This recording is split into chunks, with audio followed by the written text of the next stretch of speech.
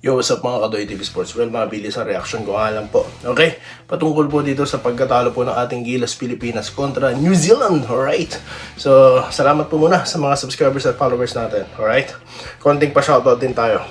So, dito na po tayo sa ating gustong pag-usapan muna. Bibilisan lang natin. Natalo po tayo 3 points lang. Okay, 66-69. Alright? So, ano po bang nakita dyan ni Doy TV? Well, mabilis, no? Mabilis po New Zealand. Yung malalaki nila, sobrang bilis. Okay? Tapos, they're very organized, no? Pagdating sa labas. Okay? At sa Gilas naman po, okay, we have tall players, di po ba? So, we can match sa ilalim. Alright? Then, sa labas naman po, ganun din, no? Okay? Si Juan Gomez Deliano, ito pong si CJ Perez, no? Tapos ito pong si, Dwight Ramos na bukod kay Brownlee, no, na bantay sarado, siya din pinabantayan na. Okay? So, bagamat si Brownlee po, ang ating import is how many points lang? 4 points? Okay? Single digit lang. Okay? Pero, Gilas still manage to hang on, di po ba? So, masasabi natin dito na nakadikit tayo, nakamatch tayo. Di tayo natampakan, di po ba? Kasi nga po, we can match on the size, alright? We have Quintin Milora, alright? Tapos we have AJ Edu. So, halos magkakalaki na lang sila ng kalaban nila, no? Okay, dito tayo kay Abay naman, no? Kasi, he's dominating the PBA, the local league of ours, di po ba?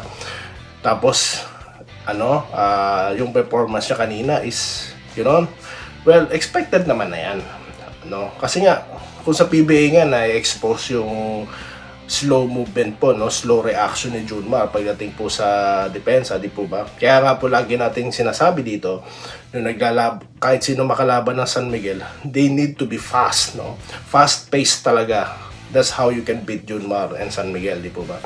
So dito, yan ang nangyayari sa New Zealand. Kaya di na po ako nasurpresa, no, sa laruan po ni Abay kasi lahat po dun halos sa ilalim ika-match niya, no. Kaya nga nagkaroon yung mga fans ng fantasy na kung maglaban si Abay at si Asi kasi nga they can't find anyone that can match Junmar in our league. So sa New Zealand ka-match niya lahat, no. Okay, at mas mabilis pa sa kanya. So hindi na po ako na-surpresa. Kay Justin naman po, babalikan ko, hindi siya halos nakascore pero yung depensa nakatuon sa kanya. So pagkakataon po yun para ma-open yung iba, di po ba? Para makapag-set up siya ng magandang play. At good sign po yan sa Gilas. Bakit? We're not relying on import, di po ba? We can rely in our locals, no? At balik ako kay Predator. Kung paano nilalaro niya sa PBA, no? Yun ang nilaro niya. Yan po is a good sign po talaga yan. Okay? So, yung pagkatalo po ng Gilas dito sa New Zealand overall, okay sa akin. I mean, okay lang, no? Maganda kung panalo, pero maintindihan natin, no? Alright? Doon kasi, kahit pa paano may advantage tayo sa ilalim kasi we have 7'3" specimen that can defend and, can score na rin, di ba? Kaya wala na second chance points ang kalaban, di po ba?